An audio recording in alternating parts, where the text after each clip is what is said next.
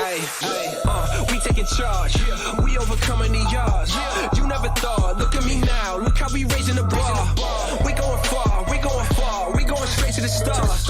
If you ain't know it by now, you better know who we are. You know we out of your league. You do not want to compete. We overcoming defeat. Look how we running the streets. Hey, dude, I like that setup, man. Yeah, that's why we did it in here, man. I came to the office specifically to be in the studio for today. Man, I'm a firm believer on the way that you do anything is the way that you do everything. And so people who have like legitimate setups to where it's like they took time to personalize it, make it look good, I'm always a big fan. Yeah, man. I mean, everything comes down to that at a certain point. I mean, how do you build an environment that actually inspires yourself and other people? I mean, that's really, I didn't understand any of that, dude. It was also always survival for me. But, you know, as I've gotten older and we now have the ability to do more of that stuff, I realized the importance of it. I wish I had done a lot of that stuff sooner, really, you know? Well, and you know what I think too is on here we focus on the fact that, right, that who you are is so much more important than what you do. But we should always make as much money as we possibly can. But I think that the access to clean data right now is unprecedented, to where we've got people like you, we've got people like Ed Milet, who've all gone through those hard times and compounded it into these books and these different things to do. So whoever that next generation is, they can be able to do that 10 times faster because you guys already put in the work. I hope so. I hope that's a huge takeaway for people, man, especially the younger folks, that it doesn't have to take as long as it took me. I mean, really, and that's a big regret that I have, dude. I should have been where I am today 10 years ago. It took me too long to get here. Now, what do you think that? Because I'm just going to go ahead and take this right into the podcast on that note, because I think that's a really great point. Why do you believe that it did take 10 years longer? Well, I mean, look, no one helped me, you know. I mean, there was no like roadmap or, you know, somebody tapping me on the shoulder saying, hey, you should do this. So I had to figure it all out. And some people are in that same boat too, and that's fine. It's just going to take you longer, right? Sooner or later, you have to have a vision and a roadmap, because we all want to climb hills, Jake. I mean, every one of us is a hill climber. The problem is we just climb hills that are too freaking small. And we get to the top of it and we're like, dude, I should have climbed a bigger hill. And so I was always a hill climber. I wasn't coasting. I just was like not making big moves. And so when I looked back, every time I thought there was some level of success, it just wasn't big enough. It was like the pain was still there. Where was the gain, you know? And for me, it all changed for my business career, when I built out a 3-year strategic plan. And I hired a super powerful guy to come on in here and build me out a 3-year strategic plan to get our business to $100 million. And I executed on it in 18 months.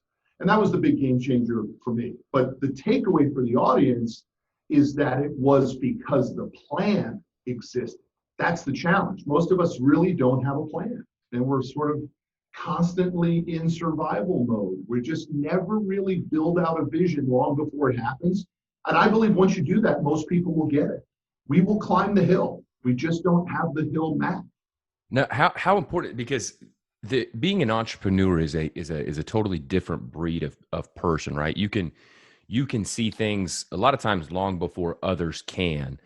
And I've been, and I'm, you know, for me, it's like I've been the same way, to where I've got all these grand ideas in my head, and we've done real well in business, but it's still, at the end of the day, when you try to explain it to people without a plan, they really don't catch it. I mean, look, I never referred to myself as an entrepreneur ever in my whole career. I still don't. I call myself a business owner. And I prefer that. I think too many people, you know, grab that tagline of entrepreneur because it makes them feel good. I mean, the reality is the entrepreneurial journey, as you know, is not how it's portrayed.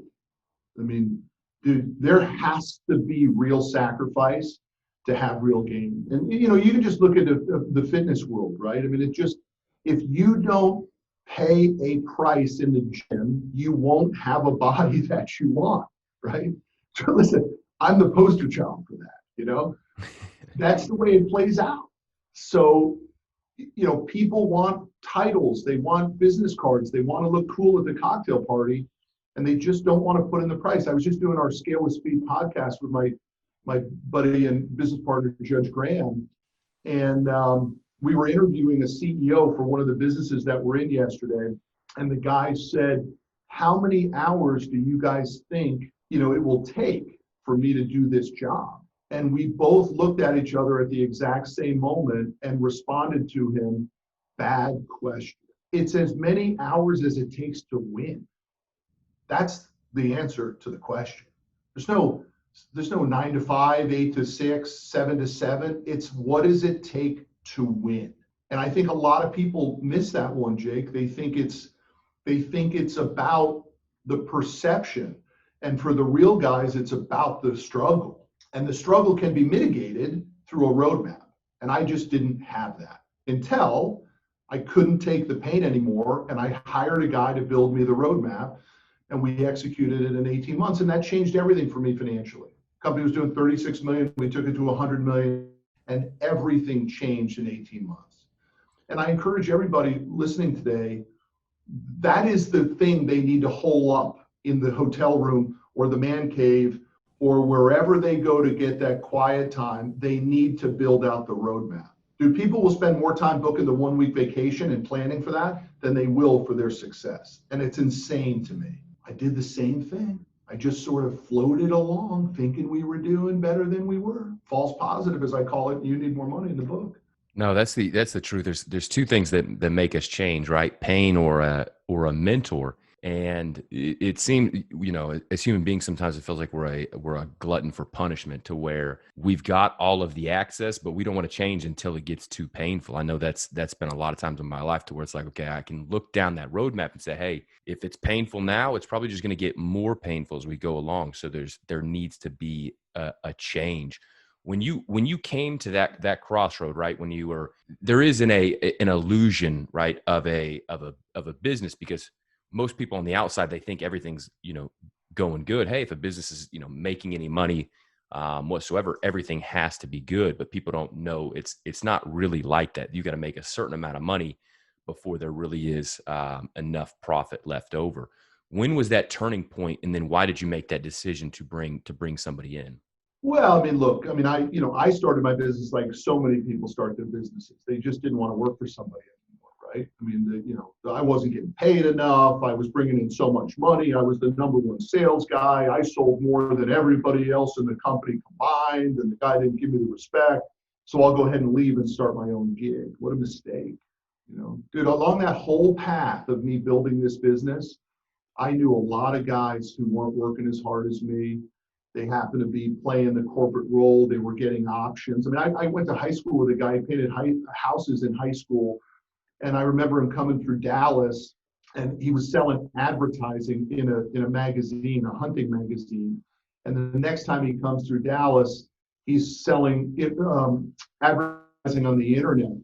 And I was like, what are you talking about? Like, what are you doing? He's like, yeah, I work for this company called Yahoo. He gives me his business card. His email was james@yahoo.com. It was like the 15th guy hired at Yahoo, right? I started Commercial Fleet, my primary business, in 1995. Yahoo started in 1995 as well. So some guys do get lucky, man. They just pick up the right train. And some guys like me get unlucky and they pick up the wrong train, but they disguise it as entrepreneurship. This storyline, dude, entrepreneurship is tough, man. You got to be great at a lot of things. You got to know how to sell, got to know how to do the books, you got to know how to manage people, you got to know how to inspire people, you got to know how to do IT, you got to know how to do marketing. It's brutal. Yeah, but it's and that really, because for me it was the same way, right? I was 20. I'm 28 now. I was homeless 8 years ago. My very first business that I started was a business called Trashway, where I'd haul people's trash from their house to their curb. Fast forward, everything's worked out, right? So that's an inspiring story. But if I went back to that time, it was really, for me, it was just my ego got in the way of me working for anybody else, right? So I was willing to go haul people's trash from their house to their curb just to say that I was an entrepreneur and I had a business. But if I could go back, I would have told that younger version of me to work for somebody else for a certain period of time, do my best there before ever even just jumping, because you look at some of these guys who were on Wall Street, right? Like Jeff Bezos didn't start Amazon until he was 30 years old. But all of those things that he was learning up until that time prepared him for that jump. And I feel like a lot of times in the entrepreneur world, there is all this motivation out there. Hey, go start your own business, go do this, to where it's like, my advice for a lot of people is don't go start your own business, because it can kill you. Yeah, my buddy RJ Grimshaw talks about it. I mean, it's the concept of being an entrepreneur rather than being the entrepreneur, right? It's working inside of a larger company, utilizing the tools, the benefits, the departments, the capital, the structure, the history of another company to still fuel some of that entrepreneurial empowerment that many people want. And I personally think that's actually a better way to do it. And I have seen a lot of guys where it's paid out a lot better than people who did what you did or what I did. Now, it's worked out. It just took too long. But in the end, my friend, the reason I wanted to be, on the podcast is just for the name, the EgoLess podcast, because at the end of the day, the greats that I know have their ego in check. It's not that they don't have it. They have it in check. And they understand that it's a point in your life when the paycheck no longer matters on Fridays, right?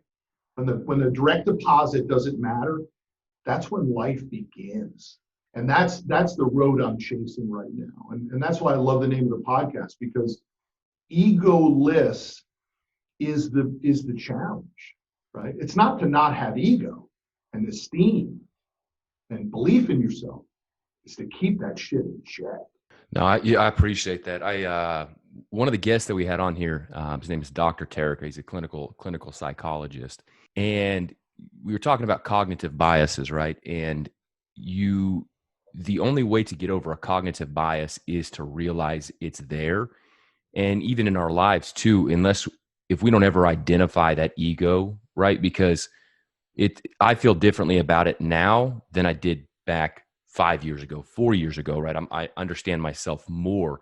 And to understand the fact that we all have an ego, and that, hey, I might be looking at this situation biasly because I'm always thinking about what about me? That's really, for me, is at the point that our lives can change, because every situation we go into, we are not disappointed, right? Because unset expectations rarely get met.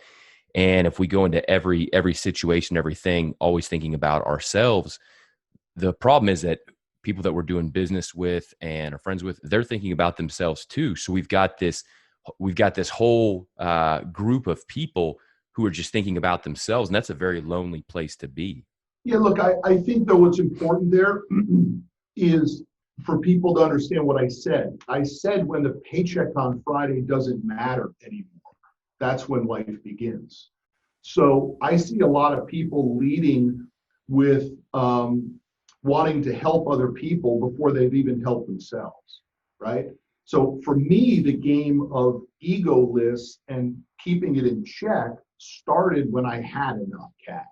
The problem is so many people don't have enough cash, and they're leading with, well, I'm going to help other people. Dude, you need to help yourself before you can help my ass.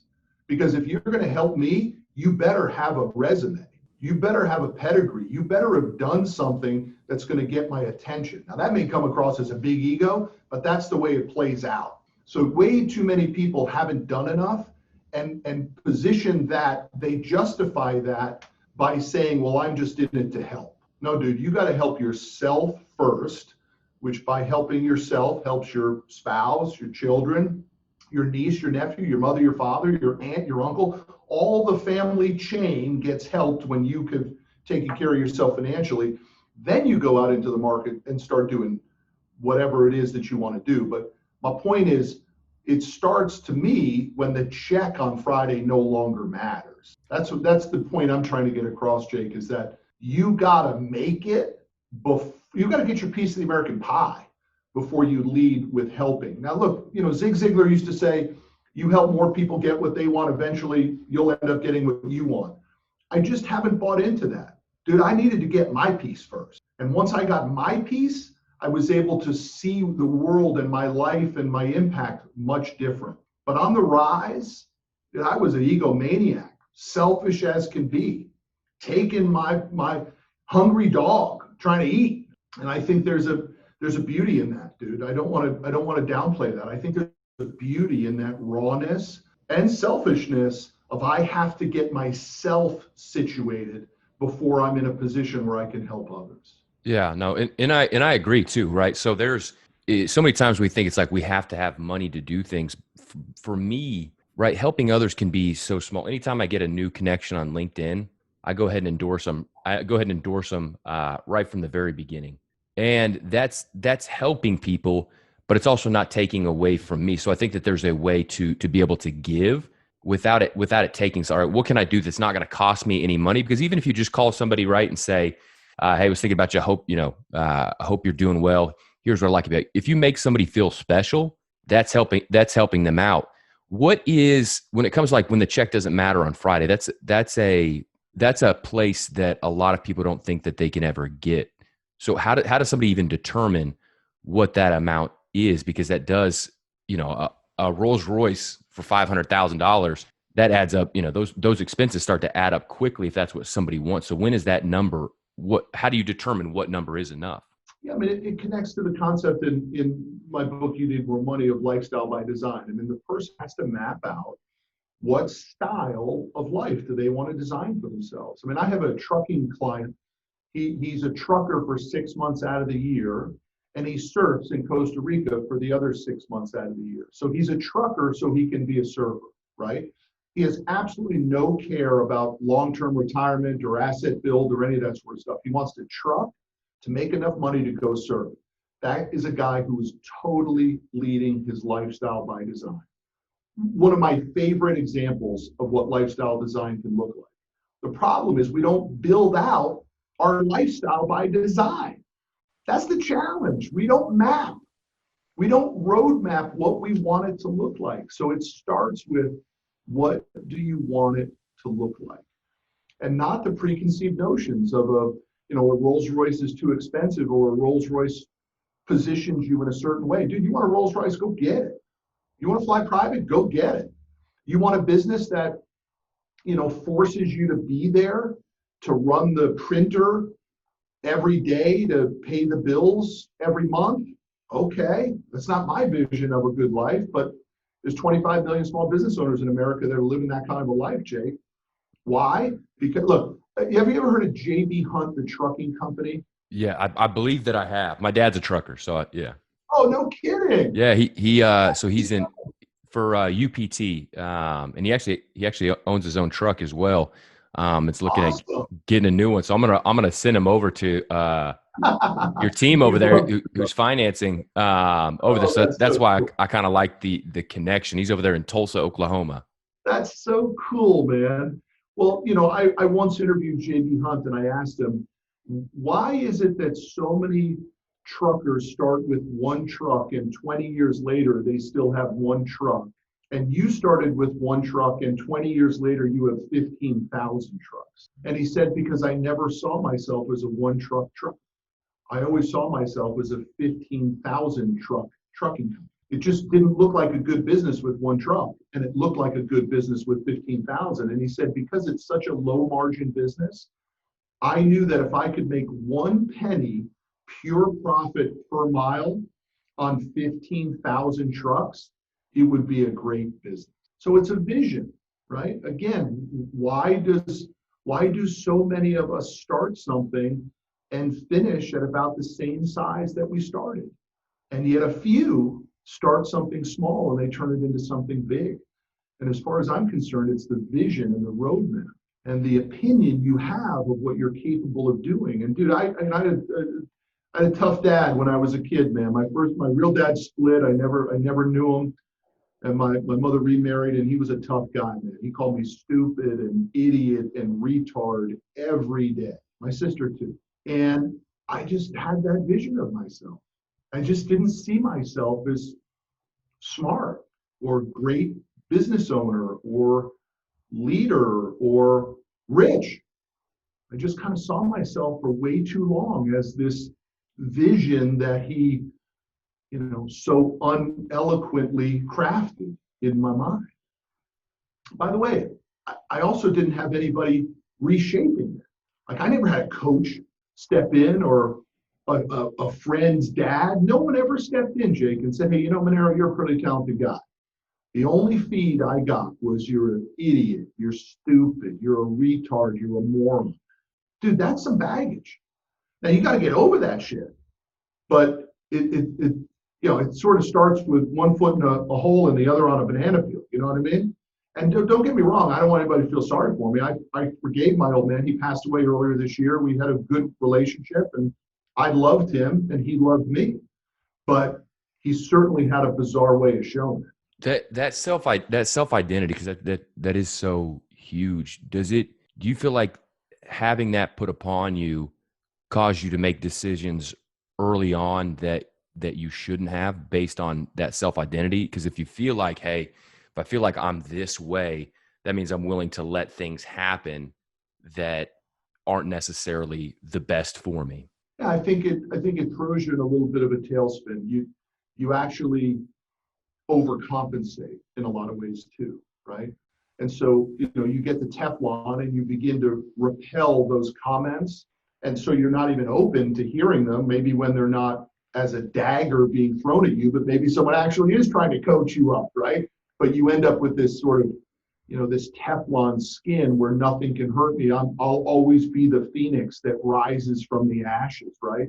And that's not healthy either, dude. Sometimes we need help. We need people to believe in us, and we need to let them in, right? I mean, people aren't going to knock on your door over and over and over to tell you how great you are, right? They might do it a few times, but if you're not responding, they'll go move on to somebody else. And I think that happened to me. I say nobody was there to help me. Maybe somebody was, but man, I was just so chip on my shouldered up that I just don't even know that I was even open to receiving.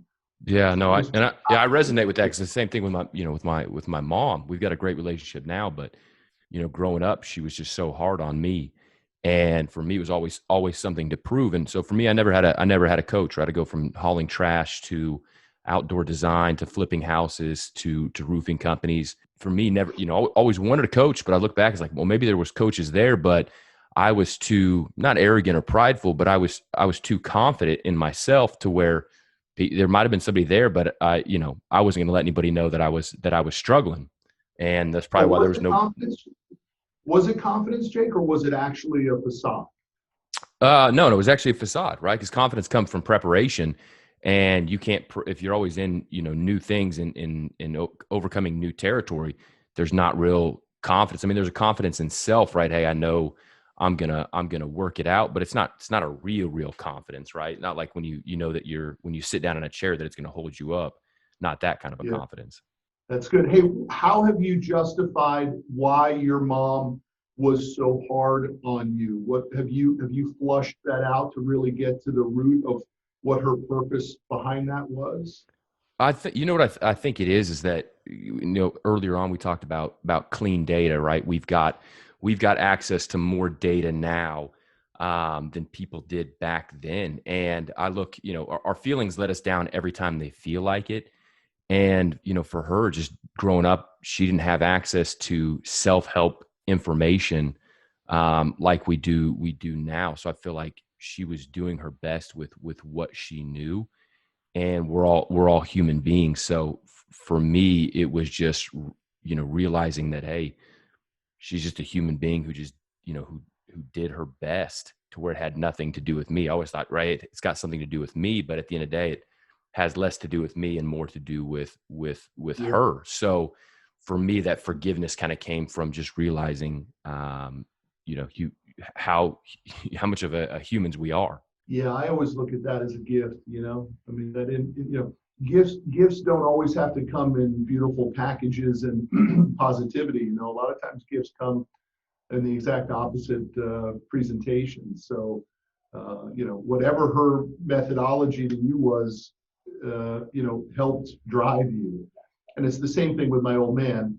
It just maybe, took me a lot longer to get through it than it has for you. Because when I was 28, I wasn't through it. I was really fighting against it. I mean, I was 3 years in business on my own. I was alone, and I was still subconsciously dealing with a lot of that stuff. And I'm not, again, I'm not, I don't want, I'm not, there's a lot worse shit that happens to people, but everybody has their own, their own baggage, just, you don't have to be dirt poor and abused to have baggage.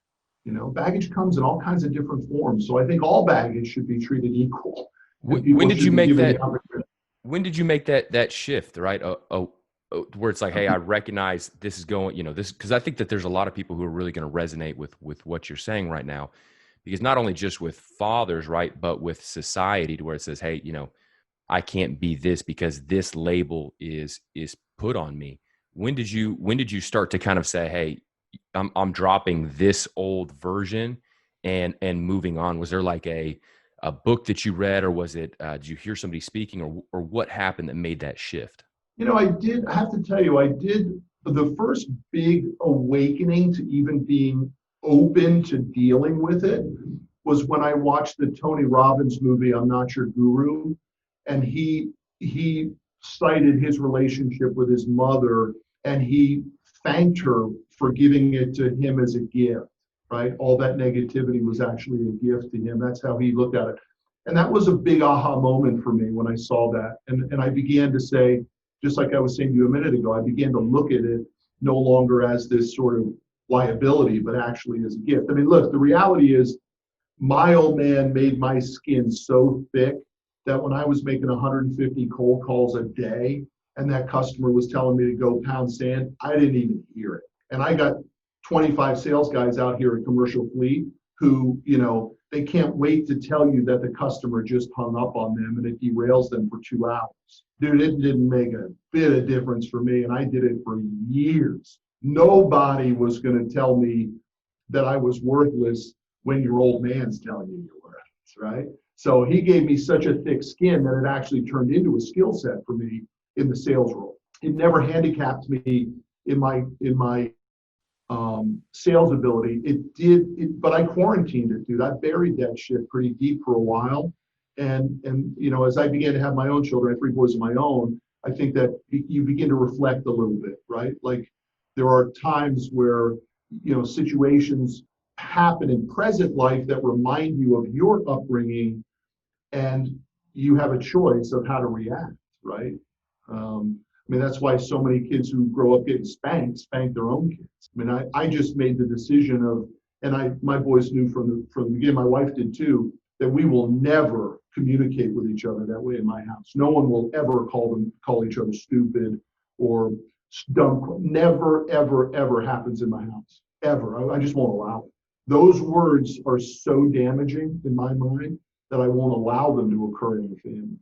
You're really onto something right now, because as a society, right, we think that spanking is bad, but these words that we use are so much more powerful and so much more damaging. I really do love that, because there should be no place for something like that, because it doesn't matter whether somebody said it was joking or if they're angry. That sticks with us. Those words invoke feelings that truly do stick with us and shape our identity. For sure, dude. Listen, you can tell, you could have told me 20 times how good I was, and it would take 20 to overcome the one that you're called a retard by your old man, right? The effort that it takes to right that mindset is so much more extreme. You just lead with the positivity to begin with. So it's a big deal, man. And I think people take a lot of that stuff for granted, where just because it was done to them, they think it, well, you'll get over it too. Do not listen. I'm relentless to decisions. Like when I quit drinking in 1997. I haven't had a drop of alcohol since 1997. I never went to an AA meeting. I never talk about it. I never ask for help. People can party all they want. They come to my house, I'll serve them Opus One, all that sort of stuff, but I'll never touch a drop.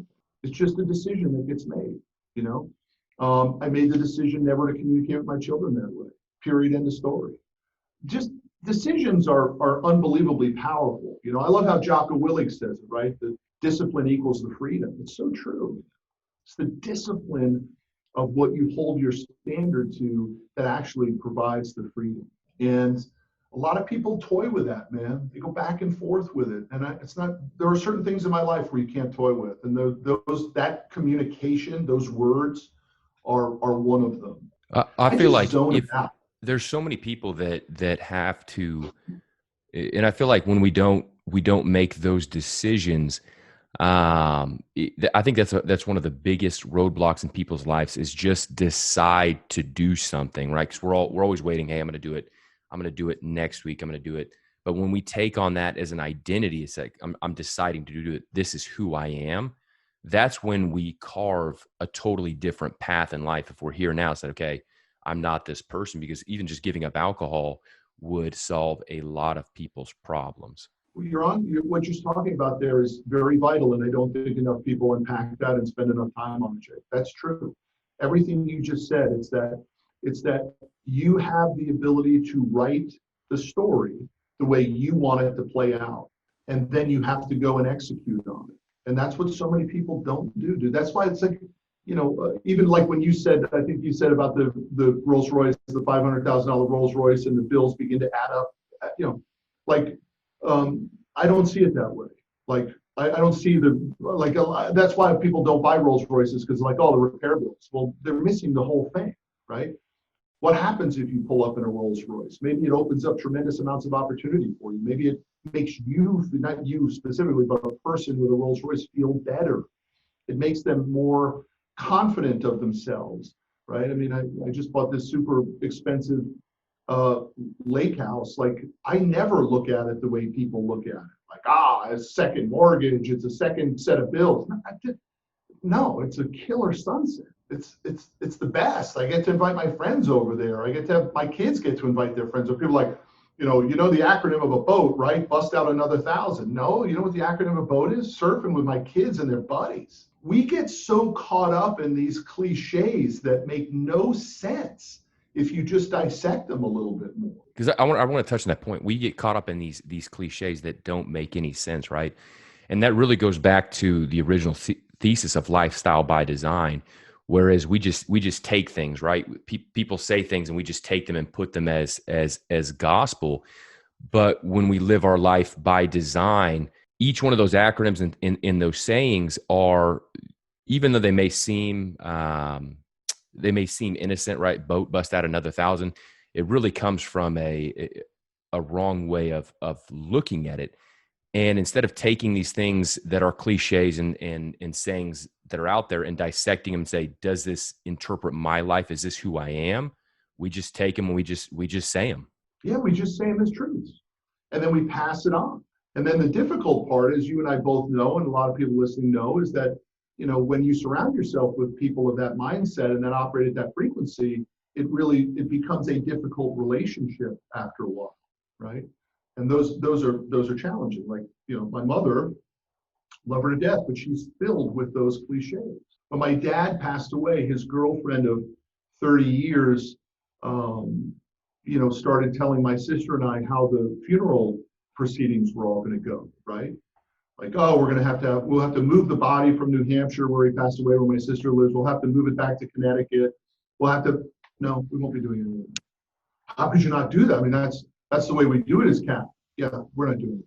That's it. We're gonna cremate the body here in New Hampshire, and we're going to put his ashes right next to his mother and father, which is what he told us that he wanted. There will be no service. There will be no procession. There won't be any of that sort of stuff. She just couldn't understand it. And I couldn't, my sister as well, we couldn't understand it. Why would we? Our father never expressed that he wanted that. Why would we ever do that? Just because it's supposed to be done that way? Just because you say it's supposed to be done that way? Just because that's the way it happened when you were a kid? We're not doing it that way. And dude, that gets back to that value system, Jake. When you have those values dialed and the discipline and the relentlessness to your accuracy to them, it's magical, but it's also pisses people off too. Like, she's completely bent at my sister and I. She thinks we're the heathens.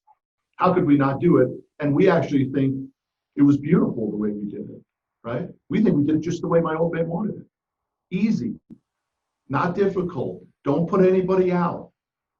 Don't make a big fuss. That's an extreme example. And that could be a very polarizing example for a lot of people because it includes religion, it includes family, all that sort of stuff. But it really comes down to, yeah, we just think that's a cliche version of it. We're just going to do it all. I mean, and I think sometimes polarizing is necessary with so many things going on in the world, right? The average person sees 10,000 ads a day. So if you're not polarizing, it's not really going to get any movement. But how much of a mirroring, right? That's a family thing. But how much of a mirror is that in other people in business? Where they think, hey, this is the way that it should be done. It's got to be done this way. You have to do it this way. It really, and especially with the older generation, right? We're about to be in a very big wealth shift where a lot of the people who made all the money, who did all, open up all these business with that old school thinking, it has to be done this way. Yeah, I love the transition. If that's the thought pattern to the question, is that it's a transition back to business, because I think it is actually never been more important for the business owner to have the crystal clear value system and existence statement, mission statement, if you will, of the organization. Because I'll give you an example, Jake. When someone walks through our office, brand new, they've never come to our office, I'm looking for one reaction. Do they reference the culture or do they not reference the culture? If they reference the culture, I'm into them. If they don't reference the culture, I've tuned out.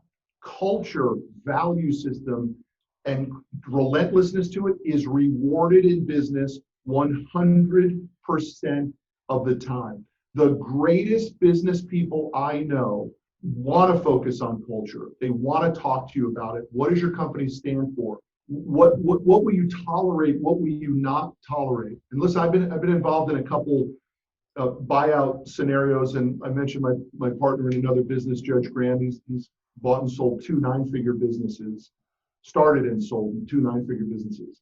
The first question after EBITDA is, tell me about the culture. Tell me what the company stands for. And everyone goes over that. They think that it's not important, and that's because it's not important in 25 million small businesses. But in the couple 100,000 that are incredible, that sell for 9 figures, that make millions of dollars in EBITDA, it is the only thing that matters. So I would encourage your audience, if the entrepreneurial minded and the business owners, you better get this culture thing squared away as early as you possibly can, and you will never regret it. Great culture fixes 90% of your hiring problems, your firing problems, and your management problems, because you're not hiring them unless they agree with the culture.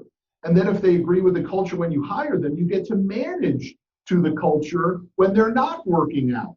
And when they don't work out, you get to use the culture as the reason. It's a living, breathing entity in great companies, and most people spend almost no time on it. And we are relentless to it here. And all the great companies that I know care about culture. That really is the difference, right? You go back to when your guy was the guy who had 1 truck, then to 15,000 trucks. There's these things that, right, a lot of times we get the same opportunity, but there are key differences, like you talk about, lifestyle by design, culture, that really make the biggest difference. And for me, I believe that everything affects everything, right? So just how I am as a dad, because I've got a 17-month-old and a 2-month-old son.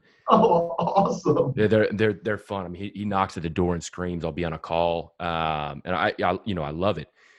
And for me, is that same person. I might wear a different hat when I'm in business, but it all bleeds through, and everything affects everything, to where when we're talking about something that's family and transition to business, for me, it's not really a transition, because this is who we are. It bleeds through everything. Yeah, it's a good call, dude. And I understand what you're saying there. And I think that's awesome and impressive. I just think a lot of people don't see it that way, right? Like when I was starting the business, it was a member of my family. Like this business was our fourth child, period, end of story. It sat at the dinner table. And I think a lot of people are looking for these separations. And I encourage you to really, dig in on that point with your audience, which is it's all one and the same. The greats know that, right? Like, they're it's Sunday. Well, you can't call anybody. Where did that come from? Like listen, the most successful people I know are working on Sunday. Now that doesn't mean that they're not with their families or they're not out on a boat, but they're happy to talk. Like Sunday is just a day. It's so crazy. Your point of it being all encompassing and filtered and flowing through all aspects of existence is the moral of the story, and the importance of mapping out the lifestyle by design, dude, so that it works like that. Otherwise, it's a constant push and pull, right? Oh, I got to work to make the money to do that. Oh, dude, you want to work to enhance your life, like our trucker client, right? The surfer trucker. It's awesome. Many people would call that guy a loser. Dude, I call him a exceptional winner. Loves his life and his career. It fuels both, right? No, it's huge. We accept those. You go to, the cliches that we talk about. We accept the cliches not only in phrases, but also in the way that we do business and work. Why can't we do business on Sunday? Or, why can't I send a message after 8:00? Because, it's disrespectful. So, hey, that person doesn't have to respond, if they're not working. I just seen some on LinkedIn too, where there's a big push going to a 4-day work week of normal. It's like, hey, that's fine. If you want to work 4 days, 3 days, 2 days, no days, whatever it is, just live the life that you design. I love it. I want you to work no days, especially if you're a competitor of ours. Like, don't work at all. It's perfect. I mean, guys, people don't realize, Jake, it's a huge world now.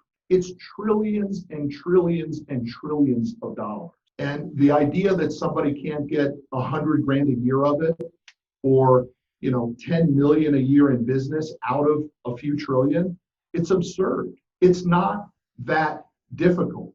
If you map it out, you do a few. It's why my partner Judge and I burn the ship boot camps. We teach a structural roadmap that any business can follow to be successful. And we've had over 250 people come through the boot camp, and we just got a text yesterday from another graduate who sold his business. And we've had 2 people now come to the boot camp with no interest in selling their business, and less than a year later, they've sold the business for millions of dollars. And all they did was follow the structural roadmap that we teach. Just did step 1, leads to step 2, leads to step 3, and now they cash out.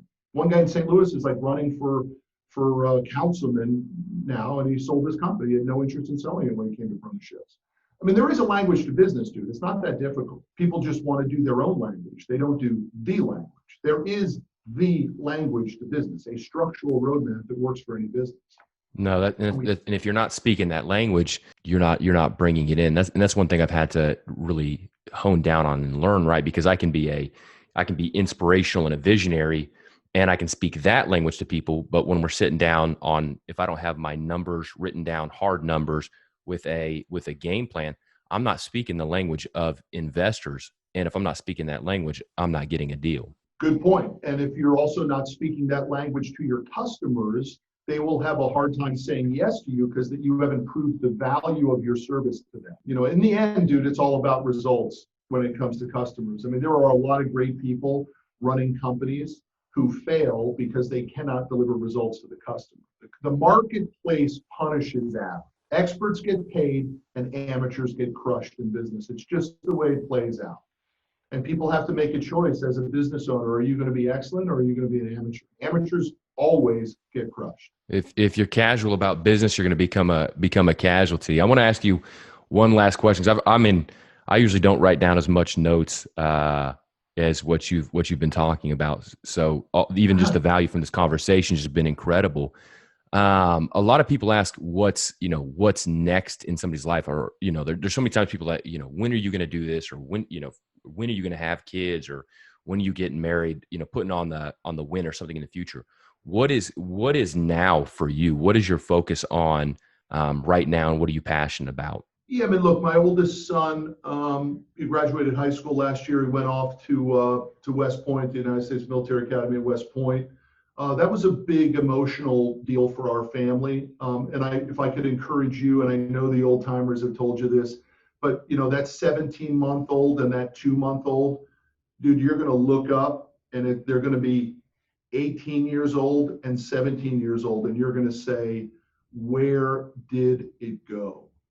And did I truly lean in and give the lessons that I wanted to those two? And so that was a very pivotal part for my wife and I. It was bizarre to no longer see our son, every day, and his activities deliver so much enjoyment for us. I have 2 other boys too who we're obviously very involved. But when it's your oldest, and the first to go, it's a wild deal. So I'm making sure that my other 2 get the time with me that I think is important. It's a big piece of my life. Am I spending enough quality time with the boys? I'm taking my boys on a hunting trip tonight. We'll be out till Sunday. We're shooting deer.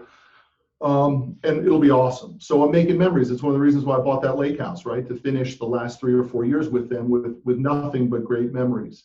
So that's a big allocation of my time. And then I have, I'm involved in 4 businesses that all need work from time to time.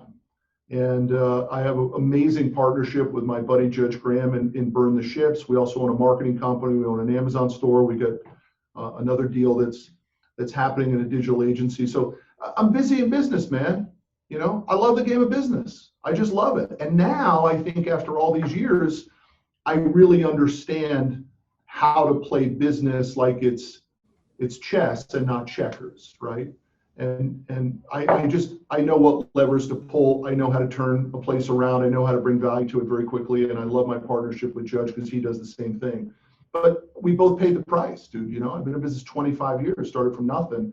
We know what to do. So I'm going to continue to play the game of business. Again, another cliche to keep on that. Like I never, the idea of retiring would I was going to get that. Like why would I want to do that? Like, I guess if you didn't like your career or your life, you might want to retire to go do something different that you waited all those years to do. But dude, I pretty much do whatever the fuck I want with whoever I want, when I want.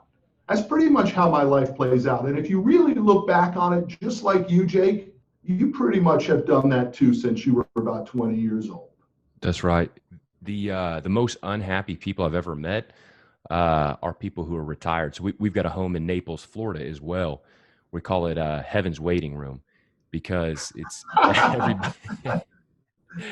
everybody is over 88 years old, and it's just some of the most unhappy people because they put their life into, hey, I'm a manager or I'm a vice president, and they spent this whole career, they retired, saved up money, and now they're retired and have no idea who they are. Which leads to unhappiness. So I'm with you on that, on never retiring.